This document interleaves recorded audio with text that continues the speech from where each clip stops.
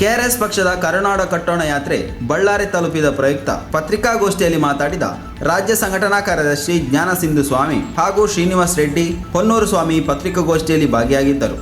ಕರುನಾಡು ಕಟ್ಟೋಣ ಯಾತ್ರೆ ಆಗಸ್ಟ್ 22ನೇ ತಾರೀಕು ತುಮಕೂರಿನಿಂದ ಹೊರಟಿರುವಂತಹ ಕರುನಾಡು ಕಟ್ಟೋಣ ಯಾತ್ರೆ ಈಗ 16 ಜಿಲ್ಲೆಗಳನ್ನು ಪೂರೈಸಿ 17ನೇ ಜಿಲ್ಲೆಯಾಗಿ ಬಳ್ಳಾರಿಯಲ್ಲಿ ಸಂಚಾರ ಮಾಡ್ತಾ ಇದೆ. ಇವತ್ತು ಮತ್ತು ನಾಳೆ ಬಳ್ಳಾರಿಯಲ್ಲಿ ಹಲವು ತಾಲೂಕುಗಳನ್ನು ಸಂಚಾರ ಮಾಡಿಕೊಂಡು ಹಳ್ಳಿಗಳಲ್ಲಿ ಮತ್ತು ಗ್ರಾಮಗಳಲ್ಲಿ ಈ ಜನರ ಜೊತೆ, ಕಷ್ಟ ಇರುವಂತಹ ರೈತರ ಜೊತೆ ಮತ್ತು ಮಹಿಳೆಯರ ಜೊತೆ ಇವ್ರ ಜೊತೆ ಸಂವಾದವನ್ನ ಮಾಡಿಕೊಂಡು ಕರುನಾಡು ಕಟ್ಟೋಣ ಯಾತ್ರೆ ಕರ್ನಾಟಕದಲ್ಲಿ ಯಾವ ರೀತಿ ಈ ನೆಲ ಜಲ ಸಂಪನ್ಮೂಲಗಳನ್ನ ಸಂರಕ್ಷಣೆ ಮಾಡ್ತದೆ ಮತ್ತು ರೈತರಿಗೆ, ಮಹಿಳೆಯರಿಗೆ, ಯುವಜನರಿಗೆ, ವಿದ್ಯಾರ್ಥಿಗಳಿಗೆ ಯಾವ ರೀತಿಯ ಕಾರ್ಯಕ್ರಮಗಳನ್ನ ನಾವು ಹಾಕೊಂಡಿದ್ದೀವಿ ಅಂತೇಳಿ ಚರ್ಚೆ ಮಾಡುವಂತ, ಸಂವಾದ ಮಾಡುವಂತ ಒಂದು ಕಾರ್ಯಕ್ರಮ. ಹಾಗಾಗಿ ನಮ್ಮ ಬೈಲೇನ ಹೇಳ್ತದೆ ಏನು ಕನ್ನಡ ನಾಡಿನ ಪ್ರಣಾಳಿಕೆಗಳ ಕುರಿತು ಸ್ವಾಭಿಮಾನಿ ಕನ್ನಡಿಗರ ಜೊತೆ ಸಂವಾದ ಅಂತ ಹೇಳಿ. ಹಾಗಾಗಿ ಈಗ ಆಗಸ್ಟ್ 22ಕ್ಕೆ ನಾವು ಶುರು ಮಾಡಿರೋದು ಯಾತ್ರೆ. ಸುಮಾರು 16 ಜಿಲ್ಲೆ ಪೂರೈಸಿಕೊಂಡು ಈಗ ಬಳ್ಳಾರಿ ಜಿಲ್ಲೆಯಲ್ಲಿ ನಾವು ಸಂಚಾರವನ್ನ ಮಾಡ್ತಾ ಇದ್ದೀವಿ. ಈಗ ಬಂಧುಗಳೇ, ಕರುನಾಡು ಕಟ್ಟೋಣ ಯಾತ್ರೆಯಲ್ಲಿ ಆಗಸ್ಟ್ 10ನೇ ತಾರೀಕು ನಾವು ಕನ್ನಡ ಪ್ರಣಾಳಿಕೆಗಳು ಅಂತೇಳಿ ಬಿಡುಗಡೆ ಮಾಡಿದ್ದೀವಿ. ಆ ಕನ್ನಡ ಪ್ರಣಾಳಿಕೆಗಳಲ್ಲಿ ರೈತ ಪ್ರಣಾಳಿಕೆಗಳಿದೆ, ಮಹಿಳಾ ಪ್ರಣಾಳಿಕೆಗಳಿದೆ, ಯುವಜನರ ಪ್ರಣಾಳಿಕೆ ಇದೆ, ವಿದ್ಯಾರ್ಥಿಗಳ ಪ್ರಣಾಳಿಕೆ ಇದೆ ಮತ್ತು ಎಲ್ಲರಿಗೂ ಅನ್ವಯ ಆಗುವಂತ ಕಿರು ಪ್ರಣಾಳಿಕೆಯನ್ನ ಈಗಾಗಲೇ ಬಿಡುಗಡೆ ಮಾಡಿದ್ದೀವಿ. ಅವುಗಳನ್ನ ಕುರಿತಾಗೆ ಸಂವಾದ ಕಾರ್ಯಕ್ರಮಗಳನ್ನ ಹಮ್ಮಿಕೊಳ್ತಾ ಇದ್ದೀವಿ. ಪ್ರತಿ ತಾಲೂಕಿನಲ್ಲೂ ಕೂಡ ನಾವು ಗ್ರಾಮ ಪಂಚಾಯಿತಿ, ತಾಲೂಕ್ ಪಂಚಾಯಿತಿ, ಜಿಲ್ಲಾ ಪಂಚಾಯಿತಿ ಕ್ಷೇತ್ರಗಳು ಒಳಗೊಂಡಂತೆ ಒಂದು ತಾಲೂಕು ಅಭಿವೃದ್ಧಿ ಸಮಿತಿಯನ್ನ ರಚನೆ ಮಾಡೋದು ಮತ್ತು ಜಿಲ್ಲೆಗೆ ಆ ಎಲ್ಲಾ ತಾಲೂಕುಗಳನ್ನು ಒಳಗೊಂಡಂತೆ ಜಿಲ್ಲಾ ಅಭಿವೃದ್ಧಿ ಸಮಿತಿಯನ್ನ ರಚನೆ ಮಾಡಿ ಅಲ್ಲಿಗೆ ನಮ್ಮ ಕನ್ನಡ ಪ್ರಣಾಳಿಕೆಗಳು ಹೇಗೆ ಅನ್ವಯ ಮಾಡಬೇಕು ಅಂತ ಹೇಳಿ ನಾವು ಕೆಲಸವನ್ನ ಮಾಡ್ತಾ ಇದ್ದೀವಿ. ಈಗ ಅನೇಕ ಸಂಪನ್ಮೂಲಗಳು ಇರುವಂತ ಪ್ರದೇಶಗಳಲ್ಲಿ ಈಗ ಸಂಡೂರ್ ಅಂತ ಪ್ರದೇಶ ಅನೇಕ ಸಂಪನ್ಮೂಲಗಳು ಹೊಂದಿದೆ.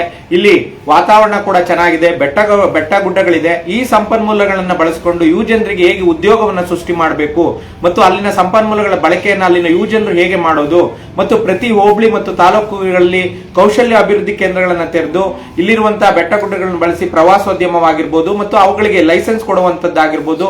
ಈ ರೀತಿ ಹೌದಾ, ಸರಿ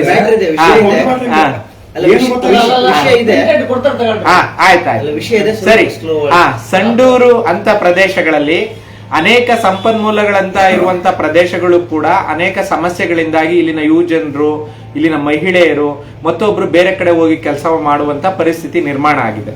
ಸಂಡೂರು ಅನೇಕ ಪ್ರಾಕೃತಿಕ ದತ್ತವಾಗಿ ತುಂಬಾ ಚೆನ್ನಾಗಿರುವಂತ ಪ್ರದೇಶ. ಇಲ್ಲಿರುವಂತ ಬೆಟ್ಟ ಗುಡ್ಡಗಳಾಗಿರ್ಬೋದು, ಕಾಡಾಗಿರ್ಬೋದು, ಈ ಪ್ರದೇಶಗಳನ್ನು ಉಪಯೋಗಿಸಿಕೊಂಡು ಈ ಸಂಪನ್ಮೂಲಗಳು ಹೇಗೆ ಉದ್ಯೋಗಗಳನ್ನ ಸೃಷ್ಟಿ ಮಾಡಬಹುದು, ಯುವಜನರಿಗೆ ಇಲ್ಲಿ ಅವರಿಗೆ ತರಬೇತಿ ಕೊಡುವಂಥದ್ದು. ಈಗಾಗಲೇ ಜನರಲ್ ಕಾರ್ಯಪ್ಪ ಅಂತ ಒಂದು ಅಕಾಡೆಮಿ ಇದೆ, ಸಾಹಸ ಅಕಾಡೆಮಿ, ಈ ತರದ್ದು ಮುಂತಾದವು ಇದ್ರೂ ಕೂಡ ಸಂಡೂರಲ್ಲಿ ಆ ತರದ ತರಬೇತಿ ಕೇಂದ್ರಗಳಿಲ್ಲ. ಹಾಗಾಗಿ ನಮ್ಮ ಕರ್ನಾಟಕ ರಾಷ್ಟ್ರ ಸಮಿತಿ ಪಕ್ಷದಿಂದ ಮುಂದಿನ ದಿನಗಳಲ್ಲಿ ಆ ತರದ್ದು ಕೌಶಲ್ಯ ತರಬೇತಿ ಕೇಂದ್ರಗಳನ್ನ ಸ್ಥಾಪನೆ ಮಾಡಿ ಯುವಜನರಿಗೆ ಲೈಸೆನ್ಸ್ ಕೊಟ್ಟು ಗ್ರೂಪ್ಗಳನ್ನ ಮಾಡಿ ಅವರು ಉದ್ಯೋಗ ಸೃಷ್ಟಿ ಮಾಡಿಕೊಳ್ಳುವ ರೀತಿಯಲ್ಲಿ ಮಾಡುವಂಥದ್ದು ಕೂಡ ನಮ್ಮ ಪ್ರಣಾಳಿಕೆಯಲ್ಲಿ ನಾವು ಈಗಾಗಲೇ ಘೋಷಣೆ ಮಾಡಿದ್ದೀವಿ.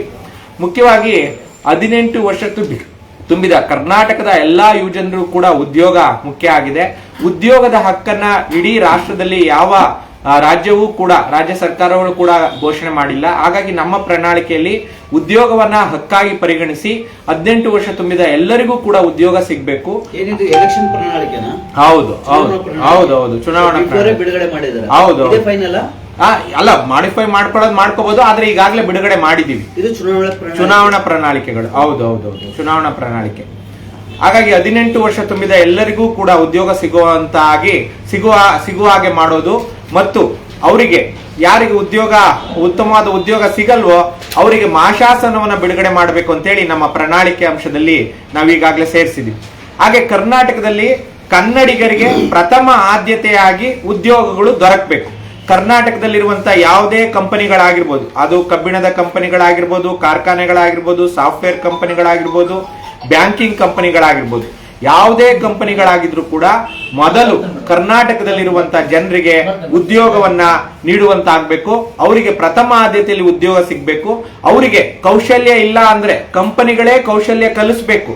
ಆ ಕಲಿಸುವಂತಹ ರೀತಿ ನೀತಿಗಳು ಮತ್ತು ಅದಕ್ಕೆ ಸಂಬಂಧಪಟ್ಟ ಕಾನೂನುಗಳನ್ನ ಮಾಡೋದಕ್ಕೆ ಕರ್ನಾಟಕ ರಾಷ್ಟ್ರ ಸಮಿತಿ ಪಕ್ಷ ಸಿದ್ಧ ಇದೆ. ಮತ್ತು ಒಕ್ಕೂಟ ಸರ್ಕಾರ ಕೇಂದ್ರ ಸರ್ಕಾರ ಏನಂತ ಕರಿತೀವಿ ಅಲ್ಲಿ ನಡೆಸುವಂತಹ ಕೆಲವು ಪರೀಕ್ಷೆಗಳು SSC ಪರೀಕ್ಷೆ ಆಗಿರ್ಬೋದು, ಬ್ಯಾಂಕಿಂಗ್ ಪರೀಕ್ಷೆಗಳಾಗಿರ್ಬೋದು, ಇನ್ನು ಅನೇಕ ಪರೀಕ್ಷೆಗಳಲ್ಲಿ ಹಿಂದಿ ಮತ್ತು ಇಂಗ್ಲಿಷ್ಗೆ ಮಾತ್ರ ಅವಕಾಶ ಇದೆ. ಕನ್ನಡ ನಾಡಿನ ಜನರಿಗೆ ಕನ್ನಡದಲ್ಲಿ ಪರೀಕ್ಷೆ ಬರೆಯೋದಕ್ಕೆ ಅವಕಾಶ ಇಲ್ಲ. ಹಾಗಾಗಿ ಅಂತ ಅವಕಾಶವನ್ನ ಸೃಷ್ಟಿ ಮಾಡುವಂತದ್ದು, ಕೇಂದ್ರದ ಜೊತೆಗೆ ಹೋರಾಟವನ್ನ ಮುಂದುವರಿಸೋದು ಮತ್ತು ಆ ಎಲ್ಲಾ ಪರೀಕ್ಷೆಗಳಲ್ಲೂ ಕನ್ನಡ ಭಾಷೆಯಲ್ಲಿ ಪರೀಕ್ಷೆ ನಡೆಯುವಂತೆ ನೋಡ್ಕೊಳ್ಳೋದು ಕರ್ನಾಟಕ ರಾಷ್ಟ್ರ ಸಮಿತಿ ಪಕ್ಷದಲ್ಲಿ ನಮ್ಮ ಪ್ರಣಾಳಿಕೆಯಲ್ಲಿ ಈಗಾಗಲೇ ಅದನ್ನ ಬಿಡುಗಡೆ ಮಾಡಿದ್ವಿ. ಇನ್ನು 3 ಲಕ್ಷ ಉದ್ಯೋಗಗಳು ಕರ್ನಾಟಕ ರಾಜ್ಯ ಸರ್ಕಾರದ ಉದ್ಯೋಗಗಳು, ಸರ್ಕಾರಿ ಉದ್ಯೋಗಗಳು ಖಾಲಿ ಇದ್ದಾವೆ. ಆ ಖಾಲಿ ಇರುವಂತಹ ಉದ್ಯೋಗಗಳನ್ನ ತುಂಬಬೇಕಾಗಿದೆ ಸರ್ಕಾರದವರು. ಇವ್ರ್ಯಾರು ಅದನ್ನ ಪರಿಗಣನೆಗೆ ತೆಗೆದುಕೊಳ್ತಾ ಇಲ್ಲ. ಹಾಗಾಗಿ ಪಾರದರ್ಶಕವಾಗಿ ಮತ್ತು ಪ್ರಾಮಾಣಿಕವಾಗಿ ಅವುಗಳಿಗೆ ಪರೀಕ್ಷೆಯನ್ನ ಬರೆಸೋದ್ರ ಮೂಲಕ ಆ ಉದ್ಯೋಗಗಳನ್ನ ಕರ್ನಾಟಕ ರಾಷ್ಟ್ರ ಸಮಿತಿ ಪಕ್ಷ ಮುಂದಿನ ದಿನಗಳಲ್ಲಿ ತುಂಬುತ್ತದೆ. ಇನ್ನ ಶಿಕ್ಷಣಕ್ಕೆ ಸಂಬಂಧಪಟ್ಟ ಹಾಗೆ ಸರ್ಕಾರಿ ಶಾಲೆಗಳು ಈಗಾಗಲೇ ಕಡೆಗಣನೆಗೆ ಬಿದ್ದು ಅಲ್ಲಿ ಎಲ್ಲಾ ಕಡೆನೂ ಕೂಡ ಖಾಸಗಿ ಶಾಲೆಗಳು ವೈಭವಿತವಾಗಿ ನಡೀತಾ ಇರೋದ್ರಿಂದ ಸರ್ಕಾರಿ ಶಾಲೆಗಳಿಗೆ ಮಕ್ಕಳನ್ನ ಸೇರಿಸೋದಿಕ್ಕೆ ಪೋಷಕರಾಗಿರ್ಬೋದು ಅಥವಾ ಇಡೀ ವ್ಯವಸ್ಥೆ ಒಳಗಡೆ ಸರ್ಕಾರಿ ಶಾಲೆ ಬಗ್ಗೆ ನಿರ್ಲಕ್ಷ್ಯ ಉಂಟಾಗಿದೆ.